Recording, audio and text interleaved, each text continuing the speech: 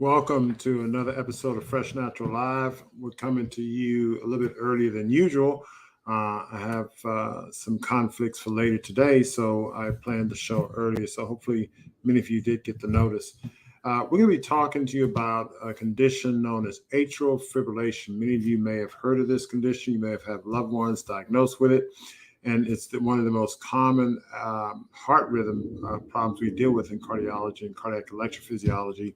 And I think it's important for you to understand some basic facts. So this is going to be a very important and informative show. So sit back and relax.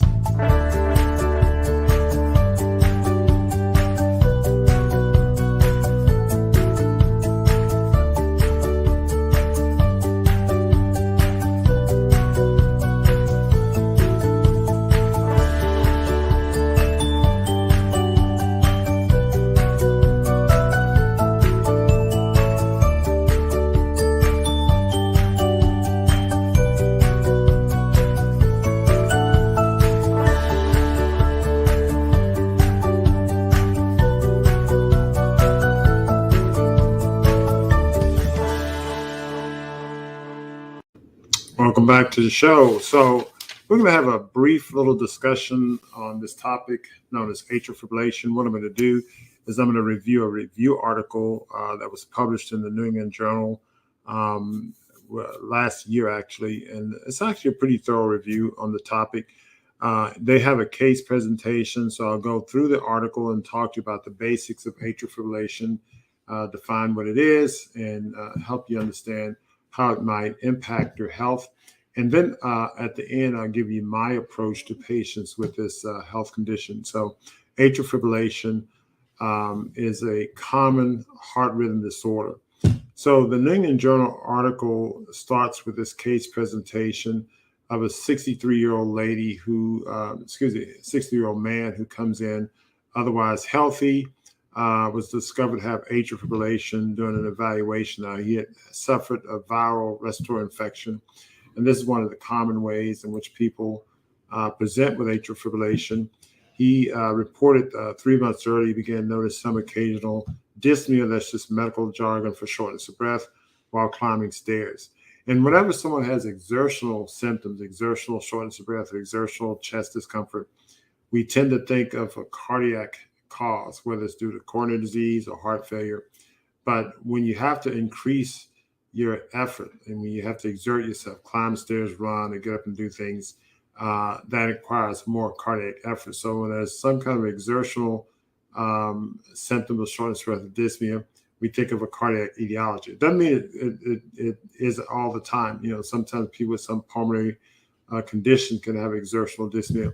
But they'll also have dyspnea that's spontaneous or sporadic, as you can with cardiac disease.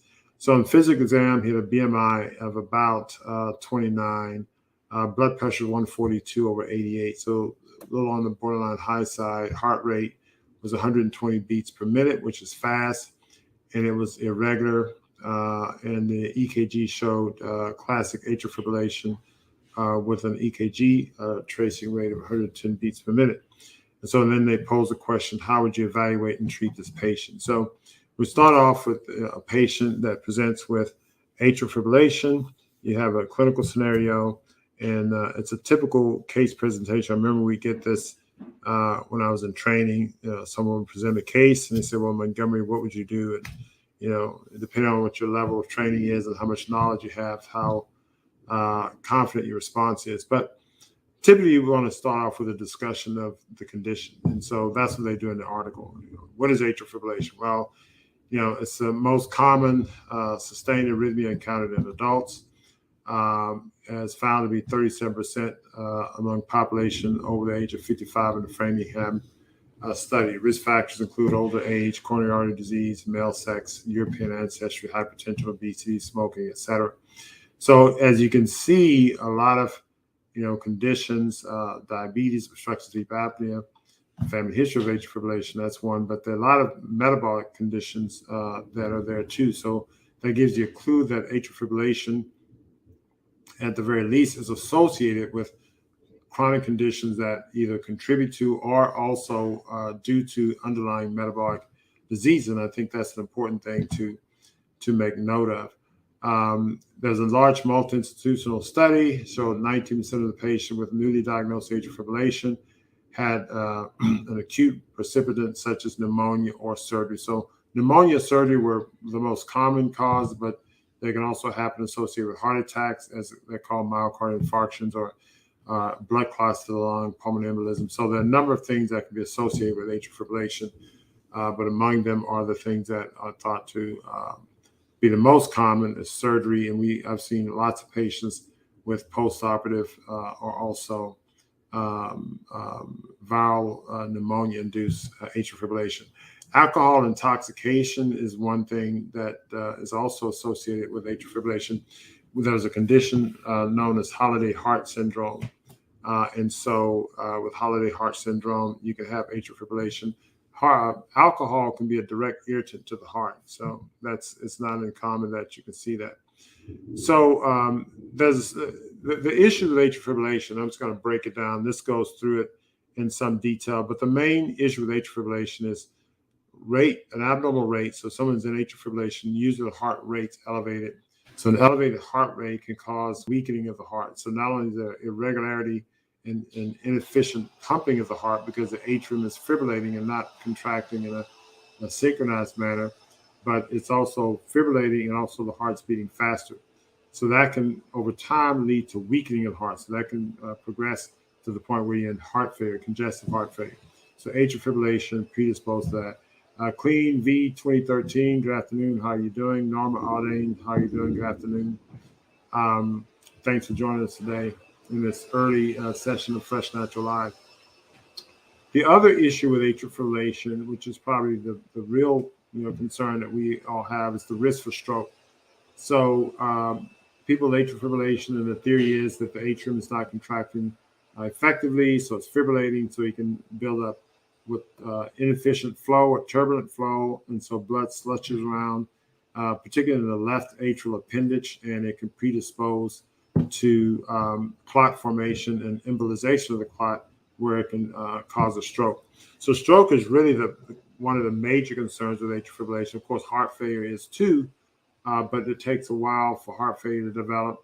And in some people, it may take a while for the stroke to occur. I've seen patients with atrial fibrillation for a long time, and they have a stroke maybe after 2 or 3 years or 5 years or whatever the case may be. But stroke is one of the things that we really struggle over in terms of trying to prevent. So the risk of death is increased with people with atrial fibrillation about almost 2.5 times in men, about 3.5 times in women. So in summary, some of the key clinical points: atrial fibrillation associated with underlying heart disease with increased risk of death, stroke, heart failure, and dementia. Again, dementia is associated with the fact that you're having lots of blood clots going to the brain and impairing brain function. So you can have a lot of subclinical strokes. Some people have clinical strokes where they have a sudden onset of numbness or weakness or loss of speech. But then some people have subclinical strokes where you get, blood clots to the brain. And so you're having brain anoxia, and over a period of time, you forget where you put your keys or don't remember your, address or things like that. So that can lead to dementia. Therapeutic conditions associated with it: you want to control the hypertension, sleep apnea, diabetes, hyperlipidemia, stop drinking. Those are things. So again, we're back to the lifestyle things that we talk about frequently with other disease conditions, health conditions. The presence and absence of risk factors for stroke is used to estimate the risk of stroke. So we have a scoring system, and I'm going to go over that with you later in this talk, where the more of these chronic illnesses you have in the setting of atrial fibrillation, the higher the risk of your stroke. So if you can control these chronic conditions, you decrease your chance of stroke. And then some patients will ask about, hey, can I come off a blood thinner if, I control these other conditions? And we're going to talk about that a little bit later when I share, my input to a patient regarding a patient I have taken care of. And there's some other clinical management things. It's not so relevant to the general public. The presence of atrial fibrillation for 48 hours or longer. You should try to cardiovert after you anticoagulate. If somebody goes in atrial fibrillation for the first time, it's been in less than 40 hours, you can cardiovert immediately Most of the time, you don't know that, so we tend to anticoagulate first, and then we cardiovert. Again, if you cardiovert somebody, and cardiovert means to shock the heart, get them from atrial fibrillation to a normal rhythm. If you do that, that's thought to be predisposed, thought to be associated with increased risk of stroke. So uncontrolled tachycardia can lead to deterioration of left ventricular function, as I said before, or heart failure. So you want to try to get the atrial fibrillation under control as soon as you can, because it's going to lead to more atrial fibrillation. So next, we're going to talk about some mechanism. But before we get into that, I want you to pause and give us a thumbs up or share if you hadn't had a chance to share this video. I think lots of people get benefit from it. And also subscribe if you hadn't had a chance to subscribe, and hit the notification bell, and that'll notify you of all future topics we're having. What are the different mechanisms of atrial fibrillation? Well, we know that there are different things that contribute to atrial fibrillation. One, there could be triggers in what the areas of the heart called the pulmonary veins. Veins are blood vessels that send blood to the heart. So the pulmonary veins are the blood vessels that send blood from the lungs to the left side of the heart. This is oxygenated blood. And inside those veins, where they enter into the left atrium, there's certain electrical tissue that has the ability to initiate electrical signals. And sometimes they can trigger electrical signals in an irritable fashion. And just think of, so you have a lot of these irritable electrical triggers in the veins that's sending signals in the left atrium. And then all of a sudden the signals get mixed up and you go into atrial fibrillation. So you get a lot of these rapid irritable signals. And we call them ectopic foci. That's a medical term. But as you can see here, this is a pulmonary vein. This is a pulmonary vein. We're looking from the back of it. So you see here the right superior, right inferior, left superior, left inferior pulmonary veins. And you see here, these are foci that can trigger signals. Over time, you can start to have what's called electrical remodeling and fibrosis. That's just a medical term for scarring. And so you start to get some scarring in the atrial tissue itself. And the more you get this, you get more remodeling. So just think of it, you get this electrical firing, the atrium starts to quiver a little bit more. And as it does this, it's associated with increased fibrosis or scarring. Now, one thing I'll say is this. We know that you have the signals and you have increased firing. And years ago, when I was performing these ablation procedures, we would go in and do pulmonary vein isolation, and they still do them now. I don't do these procedures now. I have other colleagues do them for me, but I remember going in and isolating these pulmonary veins, and people had in this area here, the early foci, and they would go without atrial fibrillation. But then over time, they would develop more atrial fibrillation. And I think what was happening, they were developing more scarring. And so the scarring and progression happens, I think, independent of the electrical triggers sending signals to the left atrium. There's a scarring, which I think is due to fibrosis and chronic inflammation that happens in other parts of the heart and other parts of the body. So you have paroxysmal atrial fibrillation, which means it starts and stops spontaneously, becomes more persistent, means it lasts longer, and then it becomes long-standing or chronic, where it's there most of the time or all of the time. Because that's the natural progression of atrial fibrillation. We try to get it treated early and stabilized early, and we'll talk about some of those treatment methods in a few minutes. So strategies to diagnose it.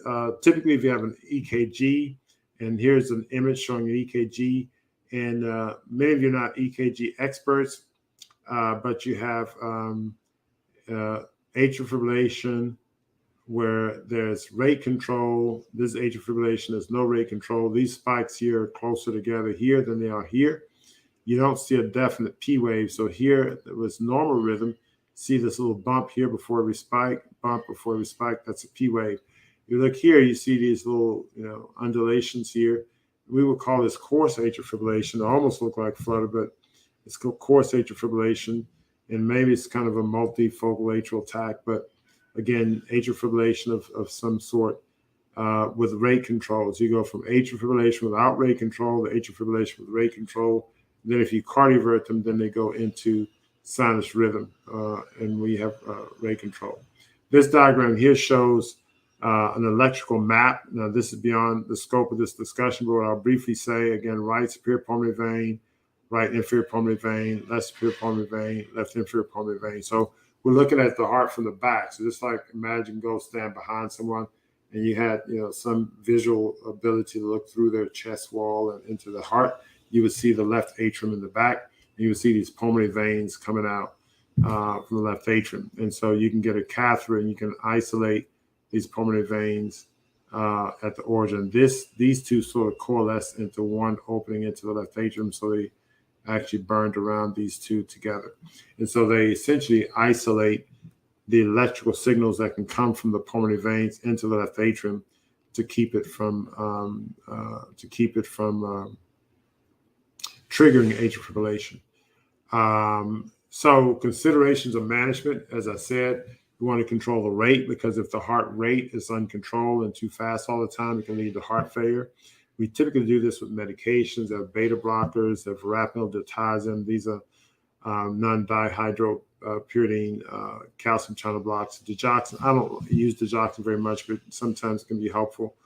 And in the old days, when I was in my electrophysiology training, we used to do these AV junction ablations. And at that time, we weren't doing AV pulmonary vein isolations, and we had patients who were very hard to control their rate. So we would go and disconnect the upper and lower chamber. We wouldn't totally disconnect it, but we would create a high-grade conduction slowing from the upper to the lower chamber. So that would put them in a bradycardia all the time, and they would put a pacemaker in to allow them to increase the heart rate. You want to prevent stroke, so you're going to give them quote-unquote blood thinners. We call them anticoagulants. These are medications that decrease the risk of clot forming in the left atrial appendage. And again, you want to control the risk factors. Now, we're going to talk a lot about this because I think this is where the critical factor in terms of the management lies. And things like hypertension, hyperlipidemia, obesity, diabetes, sleep apnea, alcohol use, etc. And then long-term strategies to try to maintain, at the very least, rate control with anticoagulation, or if better, you can get them in sinus rhythm and keep them in sinus rhythm. Sometimes it can be tricky knowing that you're maintaining sinus rhythm. So I think that's something that's important. So they go on here further to talk about treatment, and it outlines what I said: rate control, stroke prevention, and rhythm control. Rhythm control has been, as it was not too successful with antiarrhythmic drugs. Amiodarone is probably the best. Other antiarrhythmic drugs tend to wear out after about a year. At least about 50% effective after about a year, and then after that, even more so. So you really want to try to, maybe if the patient can tolerate amiodarone, you can use it. Most of my patients with atrial fibrillation, they come in and they have some kind of structural heart disease, congestive heart failure, or coronary disease. And so we typically, if we're using something, we'll use amiodarone and we'll wean the dose because it has lots of side effects. And we'll talk a little bit about that, not too much. So what about stroke risk? I think that's an important concept, and that's here in this slide, or this figure, where if you have 1 point on the CHA2DS2-VASc score, so with the CHA2DS2-VASc score, basically, coronary heart disease, atherosclerosis, diabetes, sex, gender, vascular, that's the scoring system. So what do we get it from? Congestive heart failure. If you have congestive heart failure, you get 1 point. If you have hypertension, you get 1 point. If you're age 75 or older, you get 2 points. Diabetes, 1 point. Stroke, TE, a previous blood clot, you get 2 points. In vascular disease, age 65 to 70, 1 point. Female gender, 1 point. So you can get your point system based on these. So you have multiple ones of these. You can see how you can get to CHA2DS2-VASc score of greater than 2. 1, you definitely don't. You consider anticoagulation, you don't do it. 2, I may, depending on how someone got to 2, I may consider anticoagulation or may give them a chance off, and I'll share that with you regarding how I managed a patient recently. But once you get the 3, 4, 5 CHA2DS2-VASc score, you're pretty much going to anticoagulate these patients or give them a blood thinner. Maintenance sinus rhythm. I think our strategy is simply this. We have patients come in, we put them on a natural plant-based diet, we optimize their biochemistry and physiology, and we monitor them. We see a very significant conversion rate, especially if we've treated with cardioversion, some medications. We get them in sinus rhythm.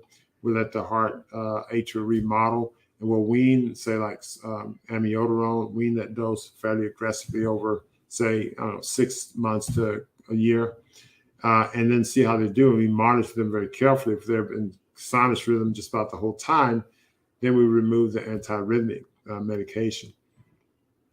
So we try to maintain sinus rhythm. Catheter ablation is a strategy we also use to help, but again, we don't use that in isolation. We use that in the context of a natural diet, healthy lifestyle, to try to decrease inflammation, decrease blood pressure, decrease the weight. All of these things will have a favorable impact on not only improving cardiac function and helping them maintain sinus rhythm, but it also helps them reduce their risk of stroke. And I think if patients are aggressive enough, they can eliminate the risk for stroke. So the critical factors and a number of things discussed here. Let me see if I can rotate this view here. So this goes over different medications you can use. I'm not going to belabor this, but I want to show this on the screen. Drug therapy, beta blockers, non-dihydropyridine calcium channel blockers. These drugs here are for rate control. They tend not to be effective in converting someone to atrial fibrillation to a normal rhythm. The antiarrhythmic drugs, however, have been shown to convert patients to sinus rhythm or to a normal rhythm, but it doesn't last long. I mean, typically most of these drugs, after about a year, the efficacy is about less than 50%. And becomes a coin toss. Amiodarone, however, is a little bit better than the rest. It has a lot of side effects, a long half-life. I tend to use amiodarone more often than the others because, this works better in people, or perhaps best in people with known structural heart disease. But I try to wean the dose as low as I can while I work with them on their lifestyle modification practices. And so let me rotate this back. So in conclusion, you want to get, if you're diagnosed with atrial fibrillation, you want to, work hard to get your health under control. I recommend a plant-based diet, exercise, make sure you get proper sleep. If you have sleep apnea, get that addressed. Do the types of things that you have control over to improve your body's overall biochemistry and physiology to reduce your risk of having chronic atrial fibrillation, also reduce your risk of stroke. And what they recommended for this patient described in the vignette, they recommend that they would, get serum electrolytes, blood tests, troponin levels, identify and treat reversible risk factors. They didn't go into any details about how they would do that. Start on anticoagulant therapy, and then they perform a cardioversion to get her out of atrial fibrillation after about 4 weeks of anticoagulation. And if it recurred, then they'd make decisions regarding further therapy would be guided based on the symptoms of the like. Sometimes you go to atrial fibrillation ablation on a number of different ablation procedures that we've recommended. The catheter ablation procedure is the most common. There's the Wolf procedure, and a colleague of mine, Dr. Wolf, a surgeon who can go in and isolate the pulmonary veins from outside of the heart, and also clip the left atrial appendage, so that gets rid of your risk of stroke and the like. So let me just share with you how I would manage this patient and give you my basic nuggets on atrial fibrillation. It's a common disease, and it's one that we should be mindful of, but I want to share with you my thoughts But before I do that, we're going to go to break for a brief period of time. But before we go to break, I want you to, again, hit the thumbs up button, show us a like, subscribe if you hadn't had time to do so, hit the notification button, and also share this valuable video with friends or colleagues. So we'll be right back.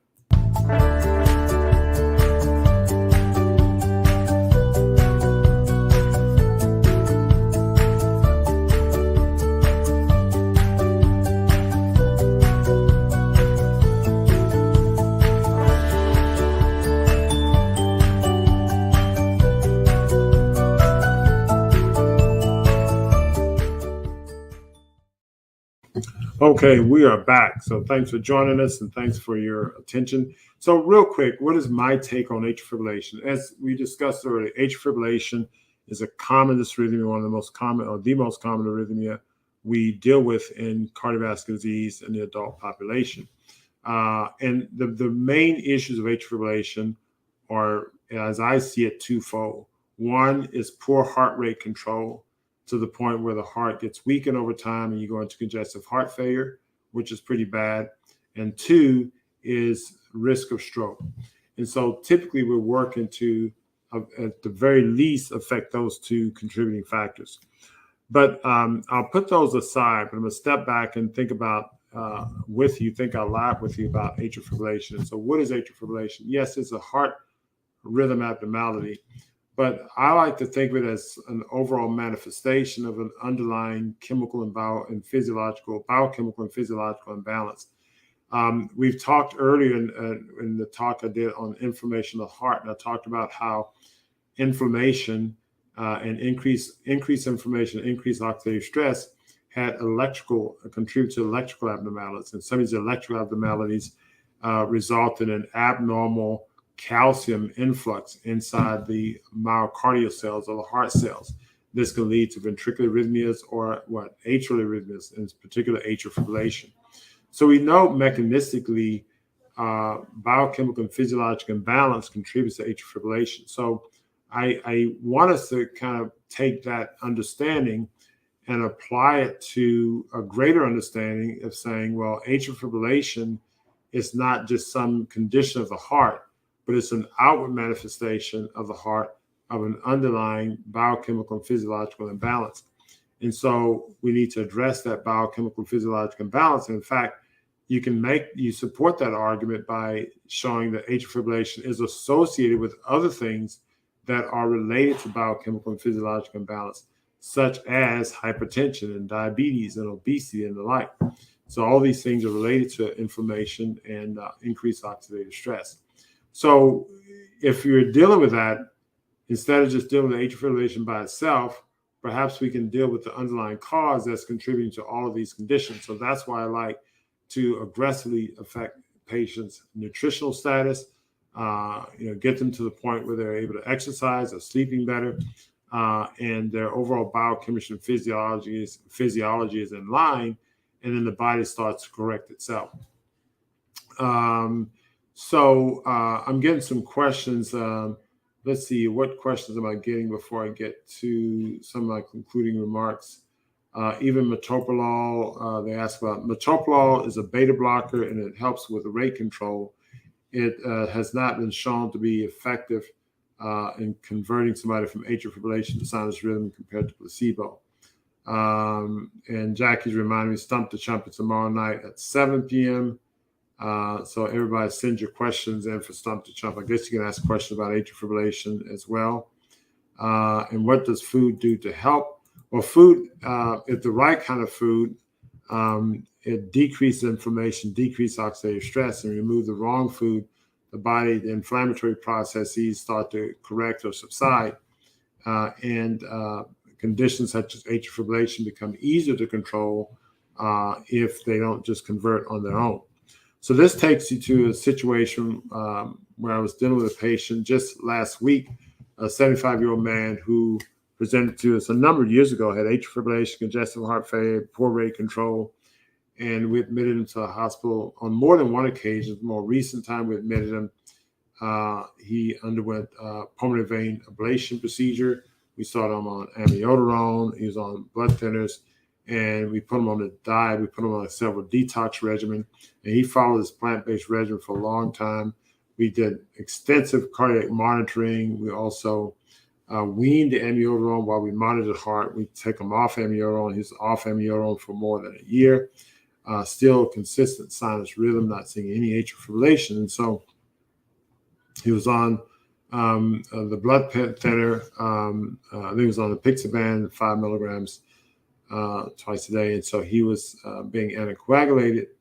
And so he said, well, can I get off the anticoagulant? So looking at his situation, he's 75 years old. So he has a CHA2DS2-VASc score of 2. But the heart failure was reversed because the heart pumping function went up to 50%. The hypertension was reversed. He has no diabetes, no obesity. He doesn't have sleep apnea. He's, eating a very healthy plant-based diet, 100% time, exercising, working out, and feeling great. And so I made the judgment call to say, okay, let's see how you do for 6 months. We'll just go with an aspirin, even though this article says aspirin doesn't show any benefit. There was a study years ago in one of the warfarin trials that showed aspirin at 325 milligrams showing an interim benefit. Wasn't as good as warfarin, but it was better than placebo in that one trial. So given that information, but more importantly, how well he did, he had an atrial fibrillation ablation. He's done very well in his lifestyle modification. We've seen no traces of atrial fibrillation in the last, I think it's been maybe 4 years that we've been monitoring. So we said, okay, come off the anticoagulant and let's see how you do. So far he's done quite well. And I think it's the best course of action for him. He said, it's my desire to come off medications totally. And we say, okay, let's work with you and we'll make that happen. So I thought it's a good decision to make in him, and, time will tell, of course. And we follow him as well as all of our other patients very closely. So that's the scoop on atrial fibrillation. I hope that was very helpful for you tonight, or this afternoon, I should say. And we look forward to seeing you next week. And until then, keep it fresh, natural, and live.